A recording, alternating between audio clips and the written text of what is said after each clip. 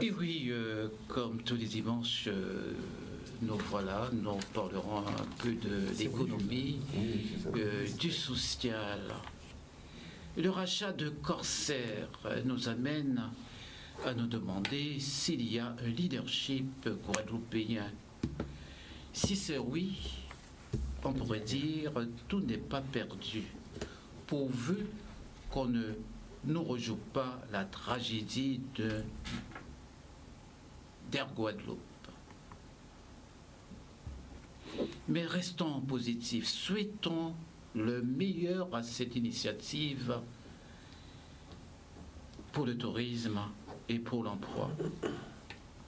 Je sais Guadalcan a du mal à comprendre son élimination pour le marché de l'aéroport au profit d'une entreprise européenne. José, lui, a oublié qu'il n'était pas un Indien guadeloupéen, il est européen.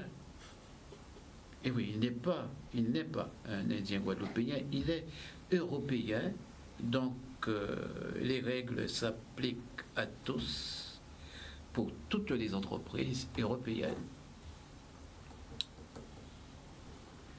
Le président Macron a dit à la jeunesse française qu'il ne voyait pas le bout du tunnel.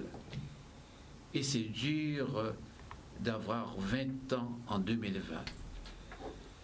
Mais comment donner l'espoir à cette jeunesse qui en a besoin? Où est passé le « en même temps » de Macron? L'ouverture du ciel pour les vacances de fin d'année, destination Guadeloupe, il va falloir prendre des mesures pour ne pas entraîner une troisième vague chez nous en 2021. Mesdames, Messieurs, bonjour, bon dimanche, bon café chaud, pas de café chololo. Monsieur Simon, bonjour. Alors, bonjour à vous, Monsieur Mandré, bonjour à vous, chers amis du plateau, bonjour aux téléspectateurs, bonjour bien appuyé à la famille Violant du côté de Modèle Sainte-Anne qui nous regarde. Oui, bon rabaille. Oui, bonjour à tout le monde, bonjour à tous ceux qui nous regardent, ici comme ailleurs, et puis bon dimanche à tous. Camarade. Oui, camarade, oui, je peux. Le mettre à penser. Non, camarade. On est entre nous. Oui. Il n'y a guère que 7 milliards de personnes qui sont susceptibles de nous avoir. Camarade. C'est la famille. Bonjour tout le monde, et bonjour. Nico Italique. Bonjour à tous, bonjour à Patricia, et bonjour à Mariam. Voilà, c'est un secret. Oui. Et qui se reconnaîtront. Édouard Collet. Oui, bonjour à toutes celles et ceux qui nous écoutent. Bonjour à vous. Alors, si René Beauchamp est connecté, bonjour à René Beauchamp, on verra par la suite. Bonjour à René aussi, on a oublié. Et bonjour aussi à nos internautes, hein. Donc vous savez, sur la toile, là, donc, nous avons des camarades. Donc, Affectionnados. Ils nous font des commentaires. Sur Facebook. Facebook de Canadien. Los aficionados. Bien, messieurs. Alors, un jeune élu est parti, hein, on pourrait dire. 53 ans quand même, c'est jeune. Laurent Bertrand, qu'est-ce qu'on dit? Bernier. Oh là là, excuse-moi. Ah, c'est la fatigue. Excuse-moi la Guyane, excuse-moi, bon Dieu. La fatigue. Alors, donc Laurent Bernier, hein, et donc qu'est-ce qu'on retiendra de Laurent? Oh, vous avez dit que c'était un jeune, c'est vrai, 53 ans, c'est tout jeune, hein, bien entendu. Pour aller très vite, on dira, bon, c'est un homme politique, hein, c'est engagé après son grand-père. Et grand-père qui a marqué la vie politique en Guadeloupe, qui a marqué aussi l'histoire même de Saint-François, n'est-ce pas? Et puis, Laurent est venu, il était dans sa philosophie politique, dans ses actions, n'est-ce pas? Moi, personnellement, je l'ai je n'ai pas vraiment eu, je n'ai pas été proche de lui, mais en fait, on a eu l'opportunité de se rencontrer une fois à Saint-François, du côté de Teil, on avait échangé. Je me suis dit, vraiment, c'est quelqu'un de très ouvert, qui aimait la politique, et puis homme de droite, hein, puisqu'on a échangé, et puis son passage aussi au SIAG, je crois que c'est une étape de sa vie, et il y a ce moment tragique, la mort. Nous sommes tous, qu'on le veuille ou non, associés à la maladie, c'est ça, si on le veuille ou non. Donc il y a lieu d'adresser, à mon sens, quelques clubs, les condoléances à toute sa famille, à tous ses amis. Bon courage en tout cas. Ramaille. Alors, Laurent Bernier, c'est un homme que j'ai connu, que j'ai côtoyé. On a eu l'occasion de se rencontrer à maintes reprises. Et je me rappelle, lorsqu'il a eu la mairie de Saint-François, face à son prédécesseur de l'époque, j'ai contribué activement à son élection pour arriver à la mairie. Et donc c'est un homme qui m'a marqué, qui est très sympathique, je l'ai vu rarement énervé, et il avait du respect pour tout le monde, et même pour ses opposants, où jamais ne s'énerver. En tout cas, personnellement, je ne l'ai jamais vu s'énerver et ni se fâcher avec un opposant.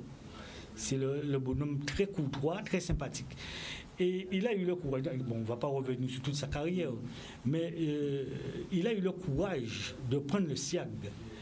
Quand personne n'a voulu, et rappelez-vous, Laurent Bernier s'est trouvé président du SIAG avec des voix de gauche, dans une assemblée de gauche. Et un homme de droite est arrivé à la tête du SIAG. Et les dégâts étaient déjà faits. Ce n'est pas Bernier qui est responsable de la situation du SIAG aujourd'hui. Il a payé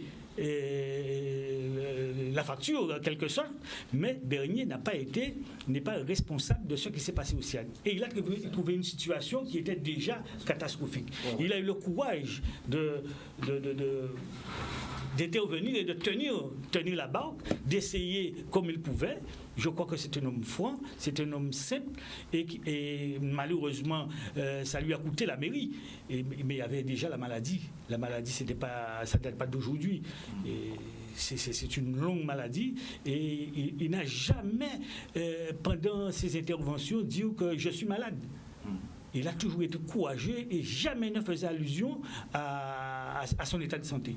Et c'est un homme qui a marqué à sa manière la vie politique, et c'est un authentique Guadeloupéen. Il a toujours travaillé et œuvré pour la Guadeloupe. Et il y en a qui se revendiquent d'être nationaliste, d'être tout ce qu'on veut, mais lui, je peux dire que c'est un authentique Guadeloupéen, et on a perdu un homme de valeur, malheureusement jeune, et condoléances à sa famille. Oui, moi je dirais, je serais beaucoup plus bref. Le sentiment que j'ai, c'est que ça a été une comète. La trajectoire est difficile à cerner. C'est manifestement une trajectoire inachevée, mais avec effectivement des choix dont je doute de la pertinence. Quand Raymond dit qu'il a pris le SIAG, c'était le seul homme de droite que la gauche a plébiscité pour prendre le SIAG. Je ne sais pas si c'était un cadeau empoisonné ou quoi que ce soit. Mais disons, salut, paix à son âme, mais il est quand même parti trop tôt. 53 ans, c'est terrible. Laurent Bernier, c'était mon ami. Nul n'est parfait. Oui. C'était mon ami. C'est un grand humaniste. Et c'est un type qui a pris ses responsabilités au plan personnel, j'entends. Moi, je ne peux pas oublier le jour où mes amis socialistes m'avaient abandonné dans la campagne électorale pour faire campagne contre moi avec l'adversaire, Davray en tête, soutenu par Lurel. Laurent Bernier m'a appelé, il m'a dit « Nico, qu'est-ce qui se passe ?» Quand il dit comme ça, c'est Bouga, il y a une fois. Est-ce que tu veux que je t'aide ? Je lui dis « Mais on n'a pas les mêmes valeurs. » Il dit « Non, la politique, c'est le financement des factures, Nico. » Et je lui dis « Ah bon, Lolo, tu peux payer mes factures, moi ?» Il dit « Tout à fait. Envoie-moi tes factures et je paye tes factures. » Et donc, je trahis aujourd'hui un secret. Je suis un socialiste abandonné par les siens, dont Laurent Bernier, en campagne électorale, a payé les factures. Bravo. Et salut. Bravo et salut, et bon courage pour la suite. Édouard, ça fait Édouard, oui. Mais c'est très sérieux, Édouard, c'est très sérieux. Un homme abandonné qui est soutenu par les siens. Qui est soutenu. Il faut être courageux pour faire ça en Guadeloupe. Tous les gens ont peur, mon caca chez yo. Voilà. C'est vrai en plus. Non, je t'assure. Non, mais c'est vrai. Authentique. Non, mais c'est vrai. Authentique. Donc ça parle de l'homme quand même. Exactement. Ça parle de l'homme. Non, mais ce qui est exact. Ça parle de l'homme. C'est Laurent Bernier. Laurent Bernier. C'est Laurent Bernier. Alors, si pour toi il était un ami, il était un copain. Et j'ai le souvenir, après son retour en métropole, on s'est eu au téléphone longuement. Et il me disait, mais si mon a dit, moi, il faut AVC, que mon a parlé, mais je vais bien avec sa voix monocorde. Je me rappelle, on a eu souvent, le long de nos parcours respectifs, de s'appeler, de passer un moment ensemble, de discuter. Et je vous assure que ça a été un coup dur lorsque j'ai appris son décès. C'est vrai, 53 ans. Je savais qu'il luttait contre cette maladie. Et jamais, quand on le voyait, même s'il feignait quelques douleurs, on avait l'once de penser qu'il était souffrant. Le sourire, le soleil dans le visage, toujours la petite main sur le dos, alors qu'a fait, etc. S'asseoir à n'importe quel endroit avec un tel, une telle, discuter, parler de tout, de la Guadeloupe. Il aimait la Guadeloupe, il aimait Saint-François, il aimait le développement et il regardait toujours vers l'avenir. Et ce qu'il nous laisse, c'est vraiment ce regard vers l'avenir. Mon cher ami Laurent, là où tu es, je t'aime, nous t'aimons. À très bientôt. Bien, alors, peut-être on n'est pas connecté, à nous voir ça après. Bon, mais nous allons passer dans le vif du sujet. Le rachat de Corsair nous amène à nous demander s'il y a un leadership guadeloupéen. Si c'est oui, on pourrait dire tout n'est pas perdu, pourvu qu'on ne nous rejoue pas la tragédie d'Air Guadeloupe. Mais restons positifs, souhaitons le meilleur à cette initiative pour l'emploi et pour le tourisme. Monsieur Édouard Collet, comment voyez-vous? Oui, très bien. Mais écoutez, monsieur Mandré, sincèrement, alors, lorsque j'ai su, alors aussi cette année 2020 est une année riche en rebondissements. Alors, quoi de plus intéressant et merveilleux d'entendre justement que une compagnie, Corsair quand même, c'est une compagnie qui est FIDAT, la troisième compagnie française, et qui se retrouve dans une situation où elle est récupérée, elle est rachetée par un consortium de Guadeloupéens. Et c'est ça qui est intéressant, enfin, de Guadeloupéens, d'ultramarins.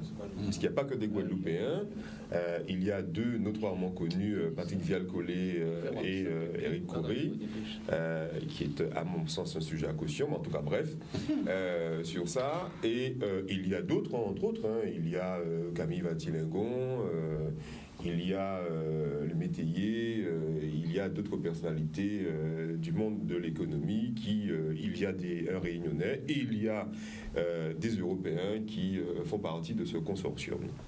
Et donc, c'est une société dont Patrick Vial-Collet va assurer la présidence. C'est une société dont le nom vient de m'échapper, c'est une SAS, donc Outre-mer Airplan, au MRP, qui va reprendre Corsair, sachant que l'État garantit un prêt à hauteur de 7 millions d'euros. Ce n'est pas rien. Il ne faut pas que nous soyons offusqués de l'intervention de l'État, parce que l'État l'a fait pour Air France. L'État l'a fait pour Air France et le fait magistralement pour Air France. L'État probablement va le faire pour Renault, qui vient de présenter une plateforme de revendication à hauteur de 5 millions. Je ne peux que saluer justement l'intervention de l'État dans ce rachat. Mais ce qui m'interpelle, au-delà que ce soit des Guadeloupéens qui récupèrent une compagnie aérienne, bravo, bravo. On en a besoin en Guadeloupe puisque nous sommes tributaires justement de la France hexagonale en termes justement de rapprochement familial, rapprochement pour nos enfants universitaires, rapprochement économique, rapprochement social, bref. On en a besoin et nous avons surtout besoin d'un lissage entre guillemets et voire même d'une vraie compétition sur les prix. Et c'est là où je suis un peu sceptique, puisque pourquoi? Je rappelle que cette situation, je ne crois pas que s'il n'y avait pas les conditions de mise en place de situations sanitaires drastiques eu égard à la Covid-19, qu'une compagnie comme celle-ci aurait pu être rachetée. Voilà, donc merci la Covid, puisque ça permet quand même d'intervenir. Donc on rachète une compagnie malade. Et ce n'est pas la première fois que Corsair a présenté des situations de difficulté. Rappelez-vous que le groupe TUI, le premier groupe mondial de tourisme dans le monde, et premier voyagiste français, avait acheté Corsair, avait vendu Corsair à un groupe allemand, là en 2019. Donc Corsair, c'est un homme malade. On récupère un homme malade avec des deniers publics, de l'argent des contribuables européens, des contribuables français là-dessus. Donc j'ai bien peur qu'en rachetant Corsair, dans ces conditions de préconisation sanitaire drastique, qu'on ne soit pas justement à l'abri d'une bévue. Quoi qu'il en soit, je veux penser, je veux parier que ça puisse réussir, mais ce qui doit surtout réussir, c'est vraiment de jouer les prix les plus dynamiques et en tout cas les plus propices justement à la situation de nous autres, Outre-mer et Guadeloupéens singulièrement. En tout cas, je salue cette initiative et je ne peux que lui souhaiter bon vent. Nicolas Tardy. Je ne salue pas cette initiative. Je lui souhaite mauvais vent. Ouais, je ne salue pas ça. Moi, ça ne... Ouais, ça t'inspire pas. Non, pas du tout. Ça Moi, sent pas bon. J'aurais préféré parler encore de Laurent Bernier, continuer, mais cette histoire, parce qu'en fait, je pense qu'il y a trois types il y a trois profils dans les affaires. Il y a l'entrepreneur, le capitaliste et le petit profiteur. C'est pas des entrepreneurs, ces gars-là. Je connais leur profil, c'est pas des entrepreneurs. Schumpeter est un entrepreneur. Il prend le risque, il prend ses responsabilités, c'est un grand garçon, il aime la passion du business, entrepreneur. Bon. Le capitaliste, lui, il attend le retour sur investissement, il met son argent, il sait ce qu'un fonds de pension, il compare à l'échelle planétaire les retours, il dit tiens, je mets 1 euro là, j'ai 20%, voilà.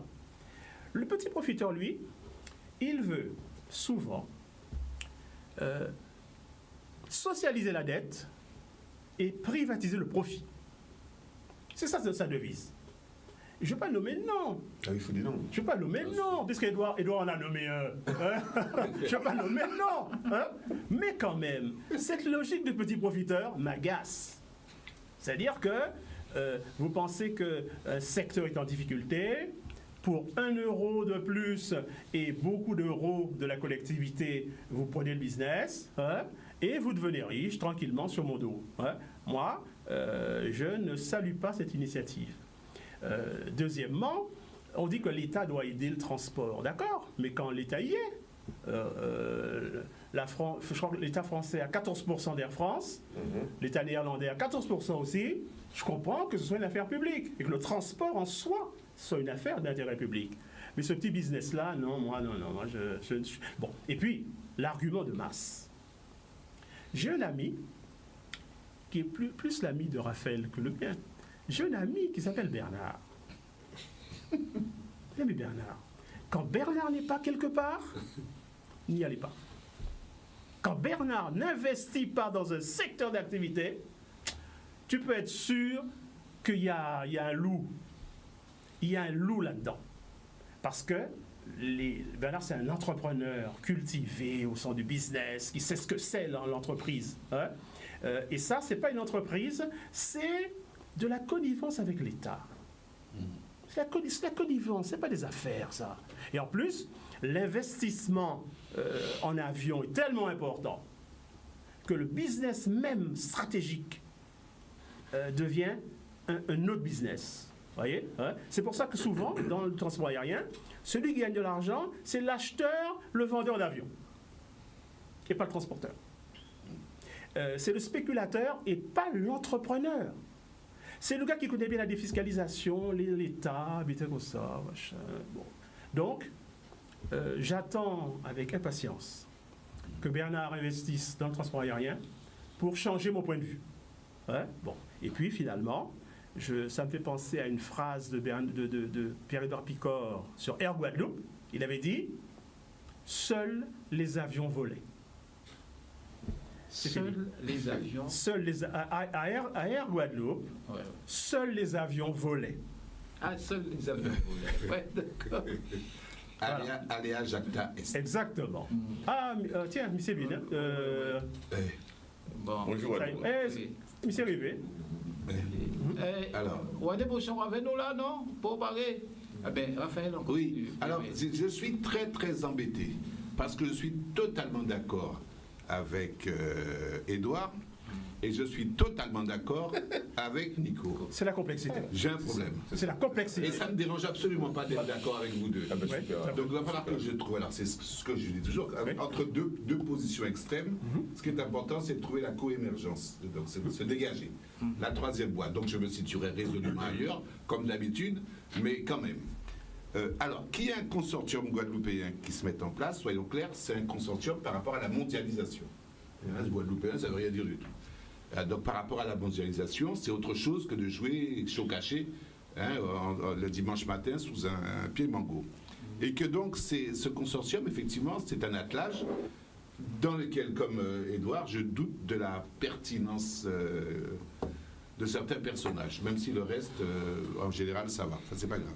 Mais c'est une opération capitalistique, hautement concurrentielle, et qui doit répondre et correspondre à des logiques bien précises, qui sont des logiques de marché et peut-être aussi effectivement de truandage.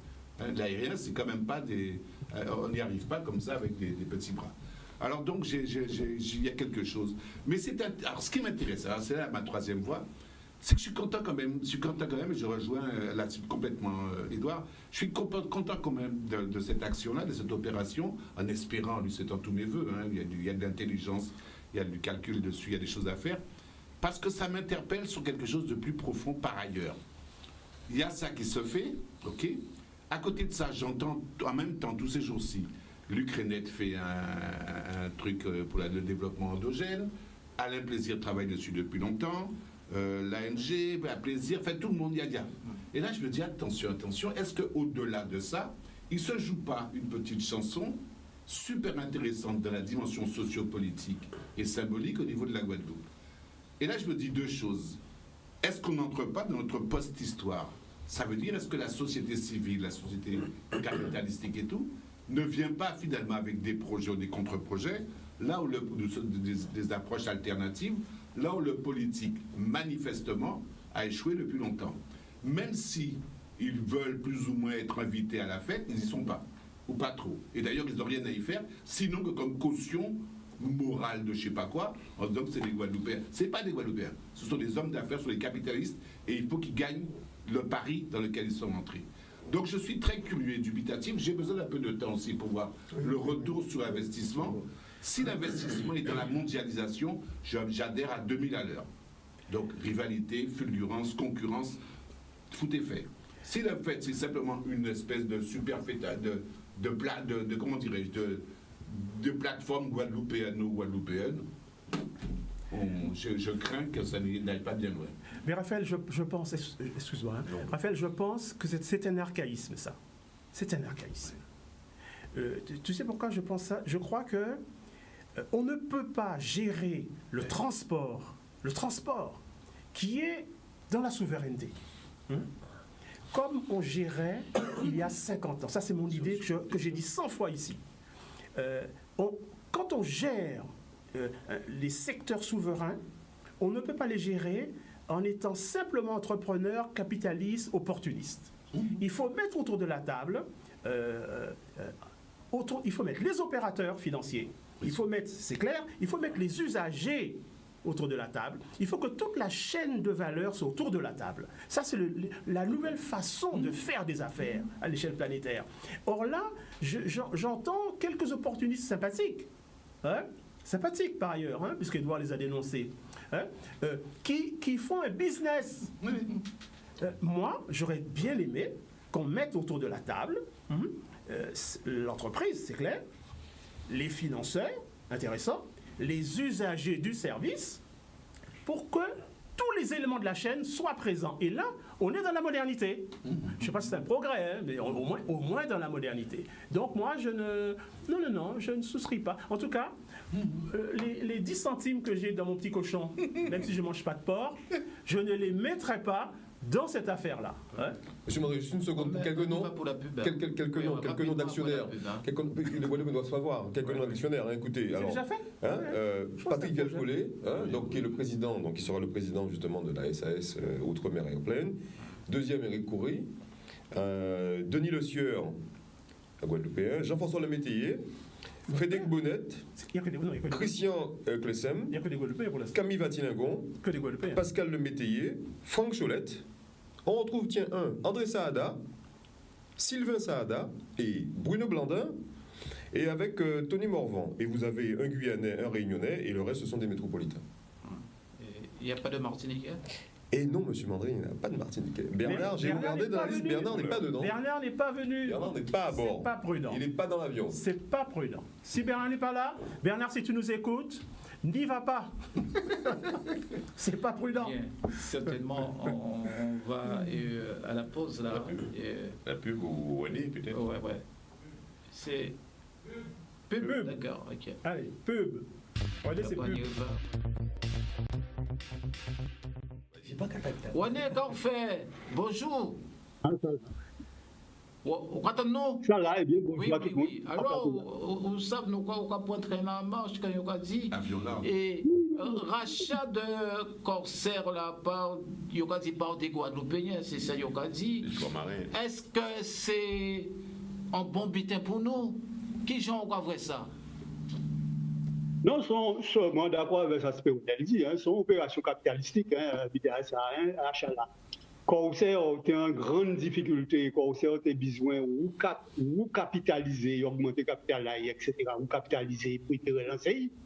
Et dans ça, souvent, un certain nombre de monde ultramarins, enfin, qui est ultramarin, pas même ça passe à des ultramarins, mais enfin, de porteurs de finances divers sortis de différentes régions que pas crier plus trop, mais mettre à don un certain nombre de finances.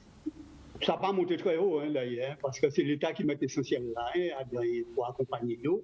Rembourse à bien peut-être, mais qui met l'essentiel de façon à faire rentrer à un capital à Corsair, mené par Éric Coury, qui lui, son professionnel à milieu là, ça, est renti, et qui voit dans ça l'opportunité d'ouvrir, en particulier, si vous voulez, capital à d'un butin là ça. Son opération capitalistique avait derrière ça un justificatif qui sait que en réalité, nous allons permettre ton société Corsair arrêter qu'à faire les voyages en Guadeloupe et tout ça. Ça qui fait favoriser le tourisme, c'est pour ça qu'ils ont fait rentrer via le Collet. Et autres dans ça. Bon, les autres ont entré en tant que porteurs de capitaux, mais à petit pas, et nous peut bien voir qu'à l'opération là, ça cabaye. Mais on peut pas dire que ça a participé déjà à une stratégie ensemble à la Guadeloupe sur le plan des transports, etc. Non, c'est une opération capitalistique qui menée par un certain nombre de gens qui détiennent capitaux en Guadeloupe à un secteur bien précis et qui peut par la suite révéler être un échec total. Bon, nous pouvons voir, et c'est l'avenir qui dit nous, côté là, ça, mais pour crier ça, une opération qui a faite dans le cadre d'une réflexion sur la Guadeloupe, ça n'a pas le même type de vitesse. Donc, ok, à tout à l'heure. Et Raymond Ramaille. Alors, moi, je trouve que c'est très courageux de la part de ces gens, de ces personnes, de ces personnalités, de prendre cette initiative. Il se trouve que c'est une opération pilotée par des Guadeloupéens. À cela vont s'ajouter des Martiniquais, des Guyanais, des Réunionnais et des métropolitains. Il n'y a pas de Martiniquais là. Les Martiniquais viendront. Pour l'instant, ils y sont pas. Mais il est prévu qu'il y ait des Martiniquais pour prendre, enfin, de tout l'outre-mer d'ailleurs, et du capital français aussi. Donc, dès qu'il s'agit d'une entreprise balade, on sait bien que Corsair, c'est une entreprise qui est balade, surtout pour temps de Covid, en espérant qu'il y aura une reprise à partir de janvier, février. Et je trouve ça, connaissant un petit peu le secteur privé, défendant l'initiative privée, je trouve ça très courageux. Et l'accompagnement de l'État donne une certaine garantie à l'opération. Si personne n'avait fait rien à Guadeloupe et avec que des métros qui avaient fait, tout le monde aurait dit Guadeloupe n'est pas fait merde. Aujourd'hui, il y a des Guadeloupéens, on a parlé de l'excellence il y a 3 semaines. Il y a des Guadeloupéens qui prennent des initiatives extrêmement importantes et qui peuvent avoir de lourdes conséquences, tant positives que négatives. Moi, je ne peux qu'encourager et soutenir une opération de cette envergure. C'est une opération à caractère, je dirais, mondial. Alors, si on a des gens de chez nous et accompagnés de tout l'outre-mer pour prendre cette initiative, je ne peux qu'adhérer. Maintenant, il y a une certaine prudence. Dans toute opération privée, il y a des risques. Je connais bien le secteur maritime, le trafic maritime, enfin, mieux le trafic. L'aérien, je ne connais pas. Je sais que ça demande énormément d'argent et une volonté d'acier pour entamer ce genre d'opération. C'est important, c'est le rayonnement de l'outre-mer, c'est le rayonnement de la Guadeloupe, c'est le rayonnement aussi de l'excellence guadeloupéenne. Alors, je ne peux qu'encourager et soutenir une telle initiative qui est certes risquée, mais c'est la vie de l'entreprise privée. On y va, l'État accompagne, le département voudrait bien accompagner pour avoir au moins une caution morale, la région Guadeloupe aussi. Moi, je ne peux que, moi aussi, porter ma contribution au moral pour pouvoir, pour soutenir une telle action. Et je dis bravo à cette excellence guadeloupéenne. C'est bon. Eh bien, l'histoire voulait que je sois à côté de Ribot et aussi à la gauche spatiale de nos amis. Mais je dirais, un peu comme Ribot, hein, je ne suis pas d'accord pour cette fois-ci, mais un peu comme Ribot, je dirais que c'est l'expression du courage. Courage de Guadeloupéens, des ultramarins, je dirais d'arriver véritablement à créer un pôle financier garanti par l'État, bien entendu, en intervention, dans un contexte de grande turbulence, d'incertitude, qui frappe aussi le secteur aérien, Covid-19. Ce n'est pas facile. On dit oui, mais c'est une opération capitalistique. Aurait-on voulu qu'elle soit une opération étatique de l'État? On aurait critiqué aussi. Avec l'État omniprésent. Non. C'est l'expression du courage de ces gens-là, du courage de ces acteurs-là et aussi de leurs familles.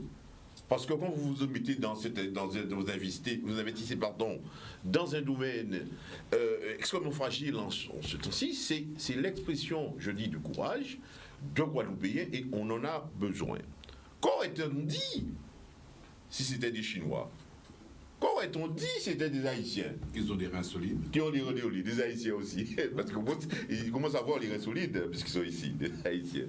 Non, écoutez, soyons sérieux. Je crois que dans un contexte que l'on connaît de capitalistique de liberté, nous revendiquons la liberté, et dans un contexte aussi où le capitalisme financier est extrêmement volatile, se polariser dans un projet comme le projet Corsair en période de turbulence Covid-19, c'est du courage. Et puis quand j'ai entendu ça, pour en terminer, on a besoin d'exemples aussi en Guadeloupe, l'exemplarité, on en a besoin. Et j'ai pensé que quand j'étais à la fin d'année 81, je parle de ça parce que c'est du vécu, ça m'a marqué.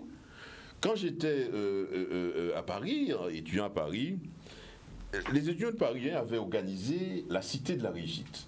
Allez dans Google, tapez Cité de la Réussite. C'était une initiative des étudiants. C'est la première cité qu'on a créée en 89. Qu'est-ce qu'il y en avait? 89, c'était en 89. Oui, 89. Oui, je crois que 89, 90, 91, en tout cas, je me rappelle, je ne me rappelle pas très bien. C'est plutôt 89, 90. Bien. Je vais vous dire qui on avait. On avait des gens qui sont des exemples en France. Il y avait les grands chefs d'entreprise.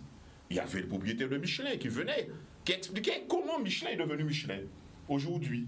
Comment Renault est devenu Renault. Il y avait Tapi aussi, qu'on connaît, il y a eu des turbulences. Comment il est devenu Tapi. Et il y avait, je me rappelle, un grand cadre qu'on avait envoyé d'Iberia en France, qui était venu nous expliquer, à l'époque, la stratégie d'Iberia en France. avec toutes les turbulences qu'avait Bédard, c'est la compagnie espagnole. Parce que nous étions dans un cursus international, il y avait des gens un peu de tous les pays, latinos notamment, et aussi européens. Je vais vous dire quelque chose en économie. Je vais vous dire que ils expliquaient la stratégie d'Iberia en France. Comment la compagnie avait connu de turbulences, particulièrement avec les deux crises pétrolières. Voyez-vous? Donc ça m'a marqué. Donc ici, j'espère qu'on aura aussi des conférenciers parmi ces investisseurs qui feront un jour, qui parleront pour nos jeunes des turbulences de la stratégie de Corsair en France, avec tous les problèmes, comment ils se sont rencontrés, comment ils ont constitué ce pool financier. Et là, nos jeunes qui ne savent pas comment construire cela, parce qu'on en a besoin. On sera dans n'importe quel, contenant statutaire, n'est-ce pas? Dans n'importe quel contenant statutaire ou institutionnel, il faudra bien qu'il y ait des investisseurs. Il faudrait bien qu'il y ait des gens qui apportent des sous, comme le disait Ramaï. Il faut qu'il y ait des investisseurs, privés ou autres. Eh bien voilà. Donc je salue cette initiative-là. Et je dis que Vial Collet, on l'a connu, je ne sais pas moi, en 1900, dans les années 76, il était comme nous au lycée. Quand je vois ces gars-là qui font leur trajectoire, ils étaient au lycée de Membridge avec nous, ils ont réussi, ils font leur chemin en tout cas. Moi je pense que très sincèrement, soyons sérieux, il faut reconnaître le courage de ces personnes, de leurs familles qui investissent. Eh bien, c'est tout à fait normal. Quand on investit, eh bien, il faut une rétribution. C'est des investissements. Quand vous faites un parcours, vous avez des investissements capital humain, il faut bien amortir avec le salaire que vous allez percevoir par la suite. Quand vous prenez vos sous, vous les mettez, eh bien, il faut être payé. C'est comme ça. C'est ma conception, bien entendu. Je veux dire ça soulève des réflexions. Il faut pas. Non, mais attendez, parce que ce que j'en dis, c'était très intéressant, mais il ne faut pas se voiler la face. Il faut arrêter de croire que c'est l'opération du siècle. Écoutez, c'est à la limite même, c'est comme si c'était un ventre aux enchères, mais on un mot là, mais qui est-ce qui fait ça? Qui est-ce qui fait ça? Vous savez ça? Ce Corsair est malade. C'est la troisième compagnie. C'est pour ça qu'il parle de courage. Non, mais elle a dit. Mais attendez, mais Nico rajoute, oui. Mais derrière ce courage-là, il y a effectivement de l'affairisme. Attendez, quand même, 7 milliards d'euros, donc vous avez une partie garantie par l'État et le reste injecté directement par l'État là-dessus. Et plus là, c'est notre argent à nous. C'est l'argent des contribuables français. C'est l'argent à nous qu'on investit dans Corsair. Et derrière cela, parce que je rappelle, et d'ailleurs, cet apport financier par l'État doit être aussi justement validé par la Commission européenne, qui n'a pas encore donné son feu vert sur cette affaire-là. Ça. Attendez, et d'ailleurs, Air Caraïbes a raison d'être en embuscade et de dire attention, qu'est-ce qu'a fait là? Donc tout n'est pas fini. Je peux saluer justement cette volonté qu'on a de récupérer un mort. Je peux saluer. Mais oui, une sorte d'avatar. Je veux bien là-dessus, mais je rappelle encore, très important, quel schéma de transport régional, national, international qu'il y a derrière cela. Et Nico l'a dit encore, est-ce que ce n'est qu'un coup pour faire tout simplement un business, mais est-ce qu'il y a derrière ça, parce qu'il faut quand même concurrencer Air France. Il faut quand même concurrencer Air Caraïbes. Et je rappelle encore une fois de plus, rappelez-vous, TUI avait acheté Corsair. TUI s'est débarrassé de Corsair. Ensuite, un groupe allemand a récupéré Corsair. On s'est débarrassé de Corsair. Il y a quelque chose qui va battre Corsair. Nous, Guadeloupéens, on ramasse. Je ne pense pas qu'on a besoin de faire une école scientifique pour pouvoir analyser comment les gars ont fait ça. On a besoin de savoir. Et le gars est malade, on rachète quelque chose qui est malade, qui peut nous rapporter, justement, si elle meurt demain. Mais derrière ça, il y a des pères et des mères de famille, des Guadeloupéens et des Guadeloupéennes qui travaillent. Justement, je pense aussi à eux. Donc, je veux vraiment qu'il soit identifié un schéma de développement du transport par rapport à l'achat de Corsair. Est-ce que la stratégie commerciale de Corsair va justement nous favoriser, nous, originaires des départements d'outre-mer, par rapport à l'éloignement dans lequel nous sommes? Est-ce que justement les dynamiques justement de réseau, les dynamiques justement de circuit dans la Caraïbe, notamment qui est notre zone naturelle d'échange, seront mises en œuvre? C'est ça qui m'intéresse aussi au plus. Au fond, bravo pour justement l'intelligence qui a concouru à pouvoir acheter Corsair, ce malade, ce grand malade. Mais derrière ça, est-ce que c'est nous, Guadeloupéens, avec notre argent, l'argent des Guadeloupéens, l'argent des contribuables français qui est investi dans cette affaire-là, est-ce que c'est nous qui aurons une retombée dynamique sur notre pouvoir d'achat, à pouvoir prendre un billet pour aller en France métropolitaine? Moi, je crois, je me tue.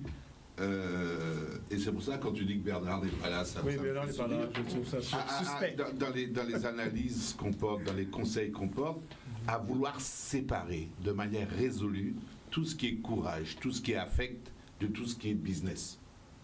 On a dit on est dans la mondialisation, on est dans un monde hyper concurrentiel. Il y a trois choses qui comptent. Quel est le modèle économique? Et manifestement, il est en échec depuis un an. Quel est le modèle social qui va avec? Et quel est le modèle financier qui s'inscrit dans une vision politique? Alors, je ne vais pas critiquer, mais c'est ce que je demande. Quels sont ces trois modèles-là? Maintenant, ce que je dis, c'est qu'en même temps, et là je rejoins quand même Jean, quelles sont les conditions d'entrée pour nous, Guadeloupéens, dans l'économie monde? Quelles sont les conditions d'entrée dans l'économie monde? Et attention, Édouard, le petit bassin caribéen, il va pas faire vivre le truc. Hein. On est d'accord. Bon, du cœur, hein. Bon. Mais on a besoin de on est dans l'économie. Et les conditions d'entrée sont réunies maintenant. Paradoxalement, il y a une fenêtre. Mais je ne dis pas qu'elle est extra, hein, mais il y a quelque chose. C'est la crise comme opportunité. Tout ce que tu as dit, c'est une opportunité. Ça va mal, il y a le Covid, l'avion s'écroule, enfin, tout s'écroule pour tout le monde. Comme par hasard, comme nous sommes des super doués de la précarité, de la survie, peut-être que là, il y a quelque chose à saisir. Donc, c'est pas mal. Bon, première condition d'entrée, donc la crise. Deuxième condition d'entrée, les réseaux insolites. Dans l'attelage qui est fait là, bon d'accord, je veux bien Guadeloupéen, mais regardez à l'intérieur, il y a une seule personne qu'on a dit qui a une compétence aérienne, et faites son pédigré, faites son histoire, et quid de cette compétence guadeloupéenne. Mais enfin, ça peut être bien, hein, pour revenir à Zafiris. Et troisièmement, l'implication des auteurs, effectivement, qui est importante. On n'a pas d'autre choix pour entrer dans l'économie monde. Donc, à ce titre-là, je soutiens, avec beaucoup de parcimonie peut-être, mais je soutiens parce qu'on ne va pas rentrer avec un boulevard. Personne ne va rentrer avec un boulevard. On rentre par la crise. Hein, et donc, il y a quelque chose d'intéressant. Mais je rejoins tout ce que tu as dit, Édouard, bien sûr, et puis sans compter Nico, à qui je laisse la parole, parce que je sens qu'il mousse. Je demanderais, cette affaire-là, les entrepreneurs respectables l'ont fui. Oui, c'est vrai. Les capitalistes gardent leur argent. Il reste les petits profiteurs affairistes. C'est pas ni rien d'autre que ça. C'est ça, c'est rien d'autre. Parce que aujourd'hui, si quelqu'un s'intéresse vraiment à l'aérien, il comprend que les facteurs clés de succès, c'est pas l'affairisme, c'est la concentration. D'ailleurs, je tiens à signaler que la CGM a pris, il y a quelques mois, 30% d'Air Caraïbes. Ouais. CGM. Hein, CGM. Ça veut dire qu'il faut concentrer cette affaire avec des opérateurs financiers sérieux, parce que finalement, le transport même devient accessoire dans cette affaire-là. Parce que là, on gagne de l'argent, c'est même, bon, sauf dans le monopole chez nous, hein, ça c'est un débat. On gagne de l'argent dans la capacité à acheter, négocier les avions, le régime fiscal, on offshore par-ci, hein, gérer la monnaie pour acheter le carburant. Hein. C'est ça le vrai business dans le partage des valeurs, de la chaîne des valeurs. Bon. Et le transport, dans tout ça, c'est secondaire. De là à faire croire à certains affairistes pressés qu'ils vont pouvoir faire un coup, parce que moi, ce qui m'intéresse, c'est pas un coup qu'ils vont faire. Moi, je veux voyager. Hein. Je suis un usager. Je veux qu'on me transporte, au sens littéral du terme. Je veux qu'on m'amène en France dans de bonnes conditions. Le monopole m'interpelle. Hein. Bon, c'est ça qui m'intéresse, moi. Ça n'a pas qu'à intéresser Bougassa. Ça ne les intéresse pas, je ne pense pas que ça les intéresse. Par contre, je suis très sensible à ce que dit Raphaël sur le fait que les portes de la mondialité nous soient fermées et que c'est souvent l'effraction qui nous permet d'y entrer. Ça, c'est vrai. Hein. Mais quand nous y entrons, tentons d'y entrer en moderne, avec la nouvelle façon de gérer les souverainetés, en n'oubliant jamais l'usager et l'économie sociale et solidaire. Oui. Beauchamp. René. Alors.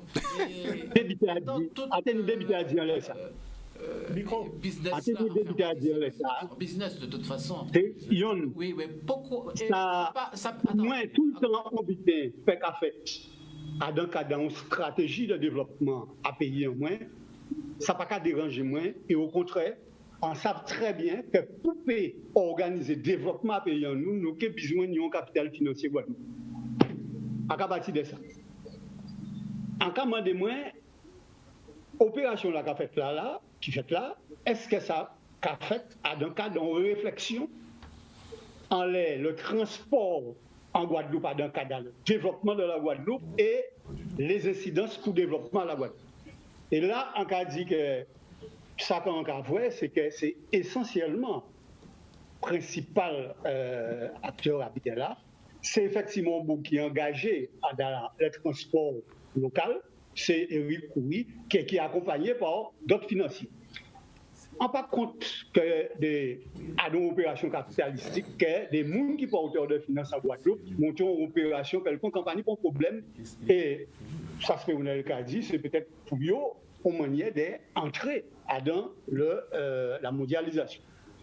Mais moi, ça qui est important pour moi, c'est dans le cadre de développement pays en nous, c'est qu'en même temps, tout combat là que nous avons mené, en particulier à la question à la géothermie, en particulier à Bouillante, nous pas trouvé point financier et nous pas trouvé point réflexion, alors que c'est un problème qui pour moi était plus essentiel, puisqu'il était qu'à poser problème à les énergies renouvelables et une richesse naturelle que nous avons en pays en nous. Or, à un moment-là, ça ne va pas trouver point financier pour accompagner le combat là ça et dire que nous ne pouvons pas permettre nous simplement des bails aux éléments essentiels à un développement, puisque nous ne pouvons pas parler là des énergies qui peuvent très rapidement remplacer tout, dans le cas de l'énergie électrique en particulier, qui peut remplacer toute matière première là que nous avons importée là au niveau pétrole et compagnie. Donc, ça n'a pas participé à une réflexion pour le développement économique à la Guadeloupe et nous avons besoin de financiers à un moment-là ça pour faire en sorte que nous ne pas livrer ça à pied même lié à Ormat et à des actionnaires qui sont essentiellement étrangers à la Guadeloupe et qui a fait qu'à l'heure actuelle, nous sommes obligés de dire que comment ça s'est fait qu'il y a plus de 6 millions de bénéfices et pour un bénéfice là, ça apparaît trouvé en Guadeloupe mais qu'à partir à l'extérieur pour les actionnaires, etc. Nous pas trouvé bon capital financier pour te permettre en Guadeloupe, en particulier même au niveau politique, de pénétrer le capital là ça, de façon qu'au moins à dans 20 à 40% de capital là ça, nous te retrouver nous en disant et ni on si vous voulez, maîtrise en ça qui a fait, en particulier dans le domaine là ça, et qui pénit d'incidence extrêmement importante sur le plan mondial aussi d'ailleurs, puisque ça fait partie de toute la politique de transition énergétique qui a développé au niveau mondial. Et nous TP, à niveau là, ça fait le lien aussi bien avec la formation, tant au niveau universitaire, qui la connaissance technologique de domaine là, ça, qui te permet nous de donner un point fort à dans justement politique de mondialisation normale et de développement paysan. Donc, c'est ces deux biens ça qu'on va mettre en parallèle pour dire que, à vie en moins, ça qui a passé là au niveau de l'aviation, c'est tout simplement une opportunité capitalistique qu'ont certains des gens qui sont autour de capitaux qu'à utiliser et qu'à pour pénétrer un domaine qui, en particulier en cas à courir, qu'à permettre des parties du local pour essayer une vision beaucoup plus mondiale à le transport et tout ça. Mais en pour cas vrai, exactement, importance et nécessité à t'investir en secteur là ça par rapport à développement paysan. Oui, alors sur cette affaire, je comprends les inquiétudes des uns et des autres. Quand M. Miko parle de certaines réserves, et tout le monde, je comprends, dans une initiative privée, c'est toujours un peu l'aventure. Lorsqu'on a gagné un petit peu d'argent, on investit dans une entreprise, on n'a jamais envie que l'entreprise plonge, parce que c'est denier. Sauf si on fait une opération. Sauf si c'est une opération, ben oui. mais on n'a jamais envie, on a envie que ça réussisse. Et je rappelle, l'argent que l'État a injecté dans Corsair de cette opération, c'est un emprunt. L'État n'a jamais dit jusqu'à aujourd'hui que je subventionne, je donne l'argent des contribuables en subventionnant Corsair. Ça, c'est important. Donc, c'est un emprunt qui doit être remboursé, un emprunt doit être remboursé Donc c'est certes l'argent des contribuables, mais c'est un impôt qui doit être remboursé. Ce n'est pas une subvention. Donc, je suppose, lorsqu'on entame l'étude pour créer une entreprise, il y a une étude de marché qui est réalisée. Moi, je reste persuadé qu'il y a une étude, on connaît très précisément le flux de passagers entre l'outre-mer et la France, et même sur d'autres destinations autres que l'outre-mer et la France. Donc je ne doute pas qu'à ce niveau-là, qu'on puisse aller à l'aventure comme ça, on sait quelle part de marché que prendra Corsair, sans mettre en péril les autres opérateurs. On a bien vu, ça a été dit que la CGM a pris des parts dans Air Caraïbes. C'est une garantie. Lorsqu'on a des financiers sûrs, costauds, ça permet de donner une certaine stabilité et visibilité et de confiance aux fournisseurs, financiers, mais aussi aux clients. De dire que je mets les pieds, il y a quand même des gens sûrs et ça peut marcher. Et je reste persuadé que lorsqu'on investit dans quelque chose, c'est pour avoir retour sur investissement. Il y a des sociétés, malheureusement, qui ont des destinées un petit peu plus obscures, mais là, je pense, et avec le Covid qu'on a eu, c'est peut-être l'opportunité, on a vu, hein, nous sommes dans un peuple qui a toujours émergé dans la difficulté, quand on regarde historiquement parlant. Donc ça peut être une belle opportunité, et cette affaire-là, avec le Covid je pense que nous sommes à la sortie de cette affaire, de cet état sanitaire, et l'argent est là, la population a cette cagnotte en réserve pour pouvoir booster et dépenser de l'argent une fois qu'on aura fini avec l'état sanitaire. Et donc, je pense, ça c'est une stratégie de développement, je pense qu'une fois sorti de cette situation, que les affaires vont recommencer, que c'était l'opportunité maintenant qu'il faut avoir le courage de prendre cette opportunité et en espérant que les choses vont s'améliorer et qu'il y aura un boom quand même dans l'aérien, boom touristique, après, alors que l'argent est là, les économies, l'épargne des Français est là, et ma foi, je ne peux que souhaiter bonne chance à tous ceux qui ont pris cette initiative et de dire que les choses marchent. Voilà comment je vois. Bonne chance à tous ces investisseurs. Cette situation. Moi, je vais dire tout simplement, et on a parlé du capitalisme guadeloupéen. Le comportement des capitalistes, le comportement capitaliste des investisseurs en matière financière, le comportement est dicté par deux choses: la rentabilité du placement et la sécurité du placement. Quand vous avez un petit Guadeloupéen, vous avez vos sous à placer, la banque qui gère vous fait des propositions, on va vous parler de rentabilité et de sécurité du placement. En période de crise économique, comme maintenant, les choses ne vont pas, l'incertitude, la rentabilité n'intéresse peu, c'est la sécurité du placement qui regarde.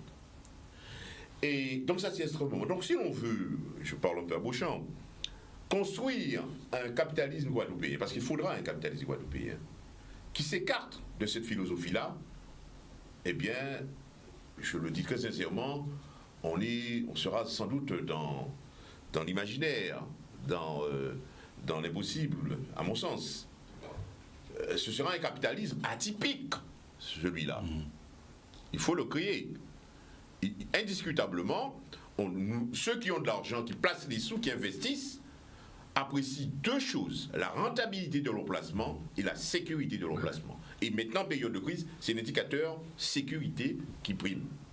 Et puis, concernant les propos développés par Edouard, écoutez, c'est pas Vial Collet qui va dire que fera le Corsair, Aristide de Corsair, ni l'autre Koui, ni un tel Batinagor. Non!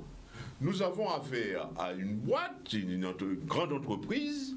Il y a un staff, il y a un management, il y a quelqu'un il y a un pilote dans l'avion, qui vient s'expliquer à ses investisseurs, propose une stratégie de développement.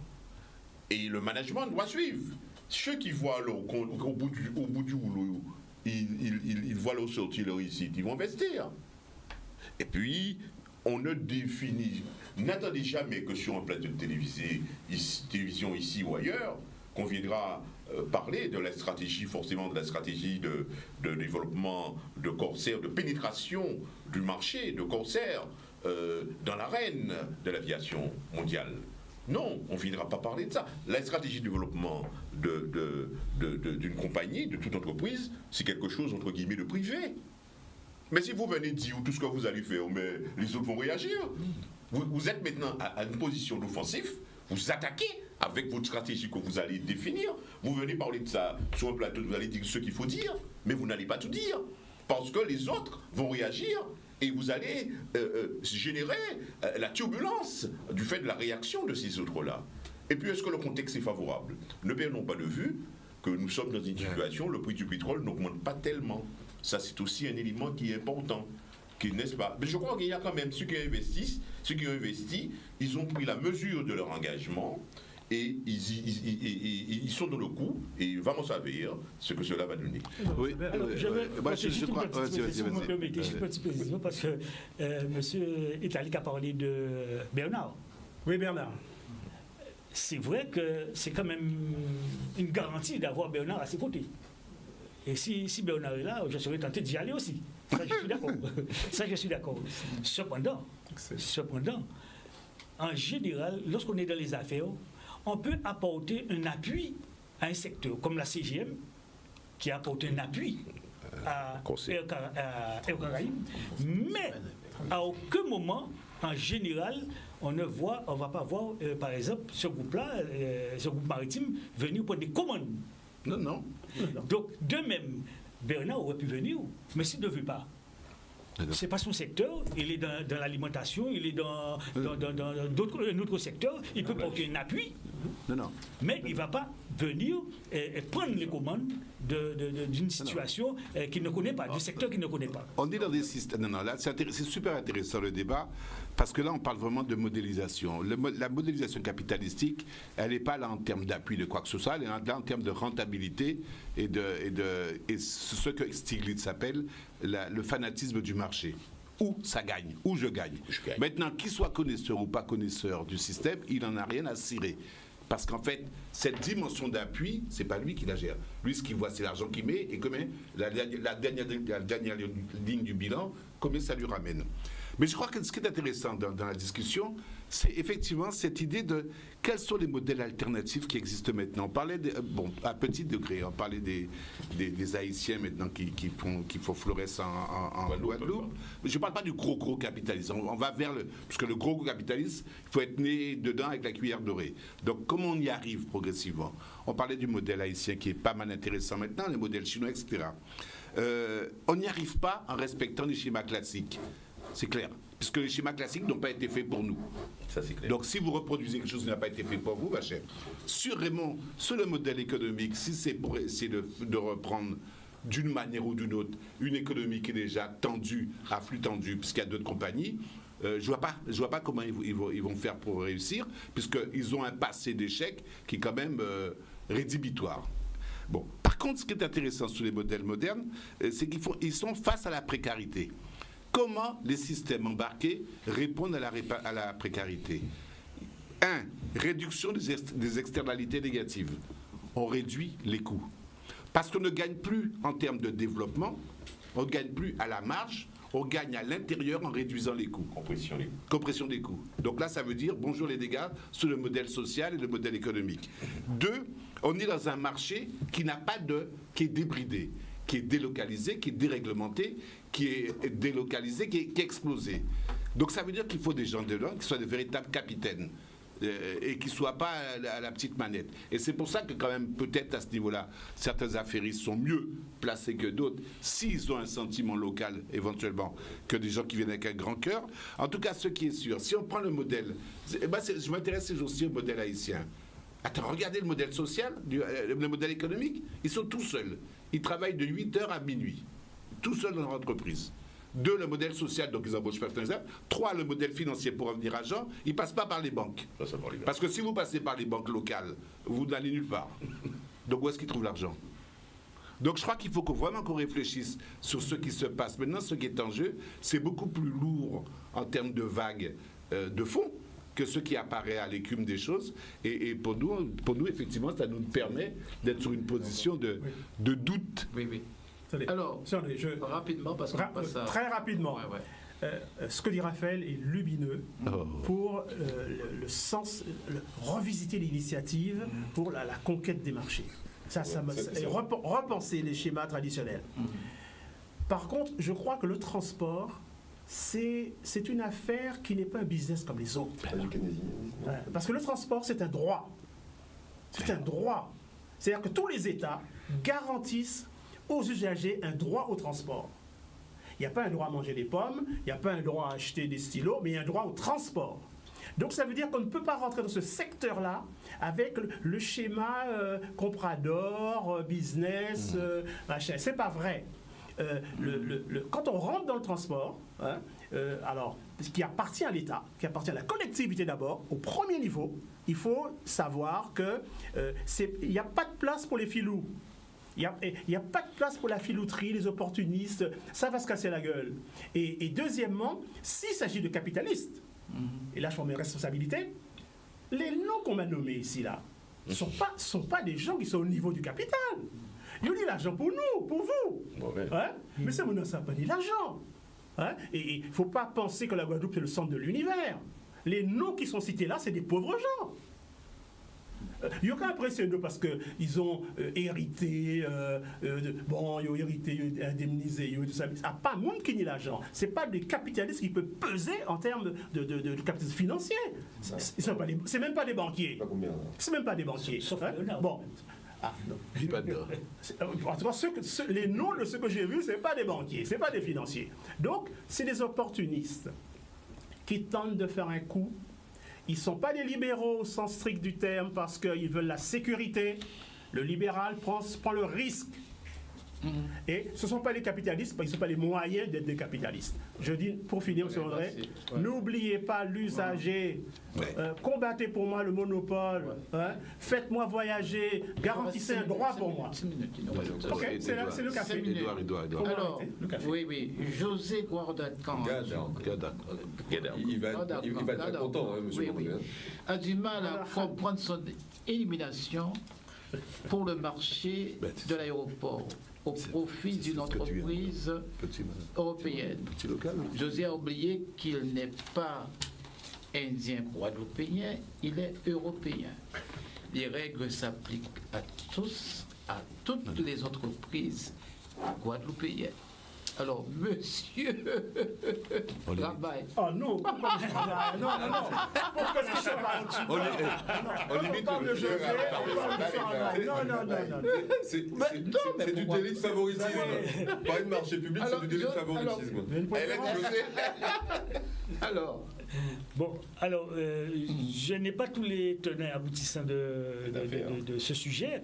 Cependant, bon, c'est M. Gadaokan, que ce soit José ou Jackie ou les autres, ce sont des gens qui sont notablement connus en Guadeloupe et qui ont, notamment pour José, qui a un caractère pour pouvoir quand même répondre à ce type de marché. C'est un très grand entrepreneur.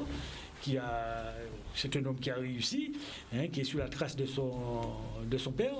Et donc, l'histoire... Enfin, pour attribuer un marché, moi, je ne connais pas comment ça s'est passé. Je ne sais pas comment ça s'est passé. Je suppose qu'il y a eu des appels d'offres et il y a un cahier des charges, il y a des conditions d'effectuer les travaux, de financer les travaux, la capacité financière, la surface financière qu'il faut pour pouvoir intervenir. Je suppose que toutes ces données-là ont joué et qui a fait que, bon, il y a eu un autre choix, sauf s'il y a eu aussi certainement aussi des préférences, chacun à son monde. Donc là, il n'a pas le marché, mais c'est tout ce que je peux dire aujourd'hui parce que je n'ai pas tous les éléments pour pouvoir. Mais enfin, José est quand même quelqu'un qui est capable d'effectuer un travail de ce type-là. Il faut qu'il rejoigne le LKP. Oui. Il faut que José s'inscrive au LKP. J'irai très vite là-dedans pour laisser la parole aux autres. Moi, je crois quand même que dans ces genres d'opérations, il y a indiscutablement le jeu des lobbies. C'est assez clair. Il y a des zones d'influence, les grands chefs d'entreprise le savent, et puis il y a beaucoup d'indicateurs qui pèsent. Bon, l'entreprise Gad France, c'est combien d'années? Ça fait 40 ans. Je pense c'est une génération. Son père a émergé dans les années 70. Deuxième génération. Bon, il y a ça. Il y a aussi le rayonnement de l'entreprise sur le plan régional, mais aussi sur le plan régional, il est bien ancré. Sur le plan national, vous savez, les entreprises qui répondent ont des argumentations, ils ont des éléments qui pèsent et qui pèsent le choix. Bon, les éléments de garantie aussi, il y a... Bon, je pense que Gardarpan, bon, c'est une entreprise qui est bien ancrée localement et qui peut être dans un rayonnement au-delà du régional. Il y a des indicateurs qui pèsent, qui peuvent être des éléments en sa défaveur. Je crois que c'est peut-être ça. Mais bon courage à Gardarpan. Édouard Collet. Oui, alors moi, deux choses. Je crois que c'est aussi très intéressant. Malheureusement, on n'a pas beaucoup de temps. Il y a une chose que José sait très bien. Il a posé le problème de la préférence locale dans la commande publique, dans les marchés. Exactement. C'est quelque chose qui a été repris par l'Association des maires de France. Exactement. C'est une vraie problématique française. Dans la commande publique, dans les marchés publics, il y a justement une difficulté à faire passer les entreprises locales, la préférence locale. Sauf que malheureusement, notre code des marchés publics, donc l'ordonnance de juillet 2015, rappelle deux choses, que c'est impossible de parler de préférence locale parce que c'est discriminatoire, parce qu'il y a une atteinte à la liberté justement de pouvoir prétendre à un marché public, mais il y a quand même dans cette ordonnance des outils qui sont à la disposition de l'acheteur public, celui qui lance le marché, qui permettent justement de pouvoir favoriser, on peut jouer sur certains critères d'exécution là-dessus, le social notamment là-dessus, on peut jouer dessus, et ce sont des petits tuyaux que je lance aux acheteurs publics. Ils doivent aussi jouer le jeu. José a raison de rappeler que justement qu'il est nécessaire de ne pas oublier dans les commandes publiques justement l'entreprise locale. Il est raison. Eh bien, José a été rappelé à l'ordre de sa condition de Guadeloupéen. Exactement. Et il ne faut pas qu'il oublie qu'il ne pourra rien faire s'il ne joue pas local avec son pays. Et c'est ça l'essentiel pour lui. Nous que finir avec René Beauchamp. Rapidement, René, malheureusement. Non, très rapidement, en question, c'est que, en fait, ça extrêmement lié, parler de préférences locales et tout ça, c'est extrêmement lié à la situation actuelle de nous, politiquement. En parallèle, qu'en Nouvelle-Calédonie, ça a été fait comme ça. On a dit ça, de même qui s'est des autres côtés, ça n'a pas été fait comme ça. Bon.